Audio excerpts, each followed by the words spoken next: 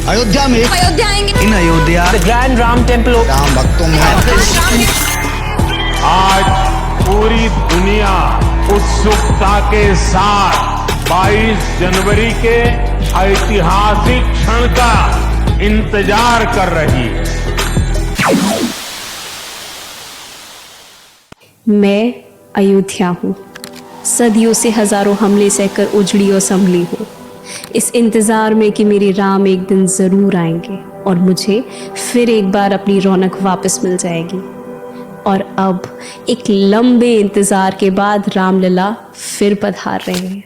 अयोध्या जिसे किसी भी युद्ध में जीता नहीं जा सकता, एक ऐसी नगरी जिसे वेदों में देवताओं का शहर बताया गया है, भक्ति, आस्था और पवित्रता का प्रतीक, जो हिंदुओं के 7 पवित्र स्थलों में से एक मानी जाती है। लेकिन एक ऐसा समय भी था जब अयोध्या एक वीरान और उजड़ा हुआ सुनसान शहर बनकर रह गई। गरीबी, खतरनाक हमले और तबाही से पीड़ित ये नगरी गुमनामी के कगार पर खड़ी थी। पर आज सैकड़ों सालों बाद ये भयंकर श्राप खत्म होता हुआ नजर आता है। यहाँ फिर एक बार खुशियां लौट रही है, क्योंकि प्रभु श्री राम आ रहे हैं। भव्य राम मंदिर की स्थापना हो रही है। अपना अस्तित्व खोती अयोध्या को फिर एक बार अपनी पहचान मिल गई है। श्री राम की नगरी अयोध्या, जिसके साथ कई अनसुनी कहानियां जुड़ी हुई है, जिसके बारे में शायद ज्यादा लोग नहीं जानते। तो वहाँ तो देश और विदेश के भी आदमी आ रहे हैं, क्योंकि ये हवा जो है तो देश विदेश में छाई हुई है। 22 जनवरी को प्रभु जी एक छप्पर से निकल के अपने घर में पहुंचने वाले हैं। खुशी की बात है। मंदिर भी एक नंबर का है, हिंदुस्तान में पहला नंबर है। भगवान राम का जो अयोध्या में मंदिर बन रहा है वो एक नंबर का है। जो कार्य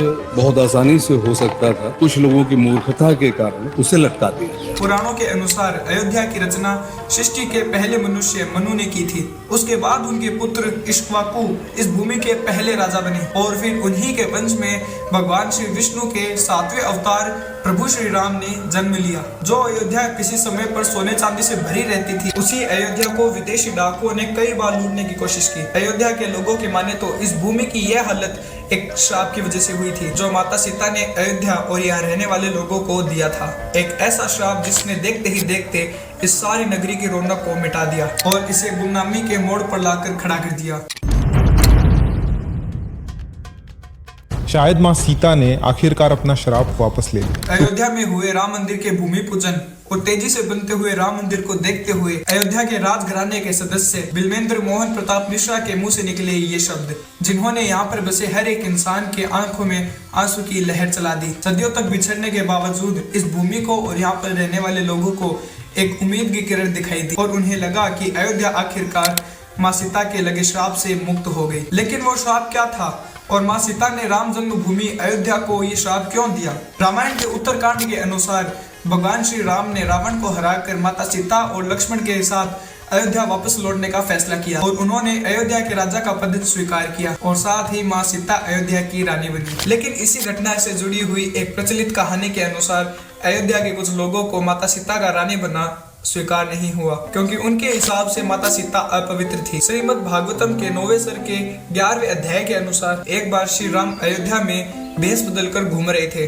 ताकि वो करीब से अयोध्या के लोगों की समस्या समझ सके। और टहलते टहलते प्रभु श्री राम के घर के पास पहुंच गए, जिसके अंदर से झगड़े की जोर जोर से आवाज आ रही थी। उन्होंने देखा कि एक आदमी अपनी पत्नी पर चिल्ला रहा था, पराये घर में रहकर आई है, मैं तुझे स्वीकार नहीं कर सकता। राम ने भले अपने पत्नी को स्वीकार किया हो, लेकिन मैं कोई राम नहीं।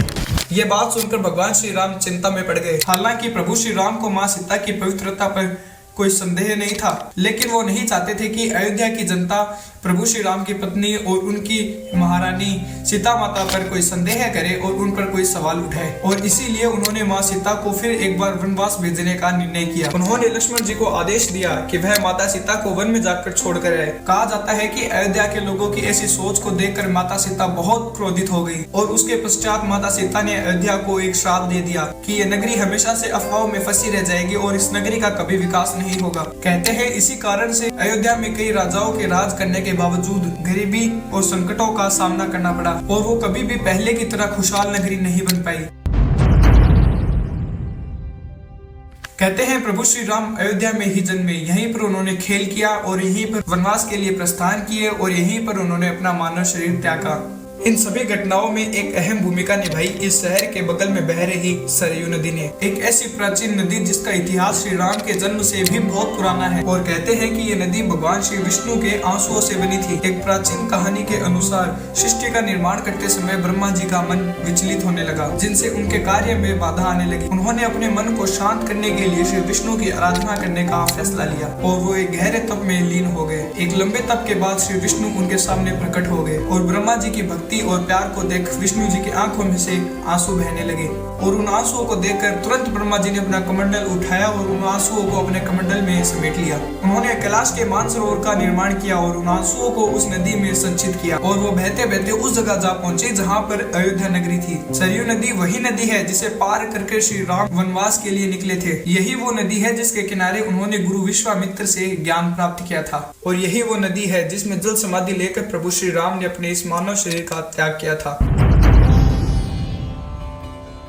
गुप्तार घाट सरयू नदी के बगल में बना हुआ एक छोटा सा घाट जहाँ श्री राम ने अपने शरीर का त्याग करके अपने परम धाम को लौट गए। रामायण के उत्तरकांड के अनुसार अयोध्या पर कुछ साल राज करने के बाद प्रभु श्री राम ने निर्णय किया कि अब उनका शरीर त्यागने का समय आ चुका है। उन्होंने सोचा कि मृत्यु को स्वीकार करके बैकुंठ धाम जाने का समय आ चुका है। इसीलिए उन्होंने तय किया कि सरयू नदी में उतरकर वो जल समाधि लेंगे। वे जानते थे कि हर इंसान की तरह उन्हें भी यमराज के साथ इस धरती को त्याग करके जाना पड़ेगा, लेकिन हनुमान जी के होते हुए यमराज अयोध्या में प्रवेश करने का साहस नहीं कर रहे थे। इसलिए प्रभु श्री राम ने हनुमान जी को एक कार्य सौंप दिया जिससे वो बिना किसी बाधा के जल समाधि ले सके। श्री राम ने उनको क्या कार्य दिया था वो कार्य आप हमारी ओल्ड वीडियोस में देख सकते हैं। हनुमान जी को कार्य सौंपने के बाद प्रभु श्री राम अपना महल छोड़कर सरयू नदी के तट पर पहुंच गए, जहाँ स्वर्ग की अप्सराएं गंधर्व सभी अपने हाथ में पुष्प लिए उनका इंतजार कर रहे थे और प्रभु श्री राम गुप्तार घाट से उतरकर सरयू नदी में जाकर जल समाधि ले लिए और उसी समय से गुप्तार घाट का महत्व बढ़ गया।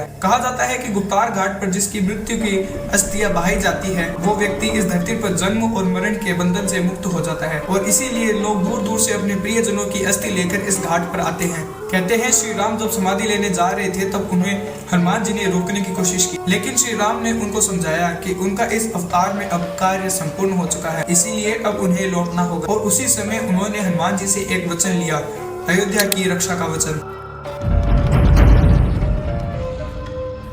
राम दुआरे तुम रखवारे, हो तुम आज्ञा बिनु पैसारे। हनुमान चालीसा की ये चौपाई साफ साफ बताती है कि हनुमान जी उनके द्वारपाल हैं और हनुमान जी की इच्छा के बगैर कोई भी प्रभु श्री राम के दर्शन नहीं कर सकता। इसीलिए अयोध्या जाने वाला हर एक राम भक्त हनुमानगढ़ी को जरूर जाता है। मान्यताओं के अनुसार ये वह मंदिर है जिसमें हनुमान जी हर रोज स्वयं प्रकट होते हैं।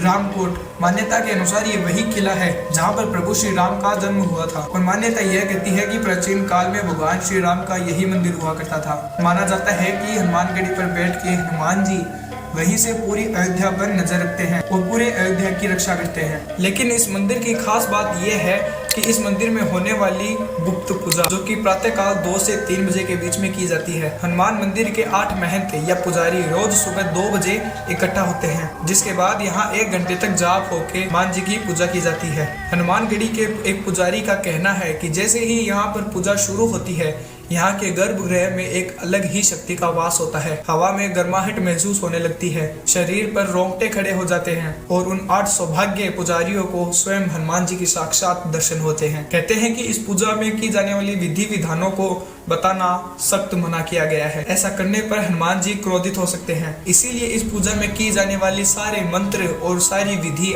बाहरी दुनिया के लिए राज है। अयोध्या का राज सिर्फ रामायण तक सीमित नहीं है। रामायण से पहले और रामायण के बाद में भी उसके कई इतिहास रहे हैं।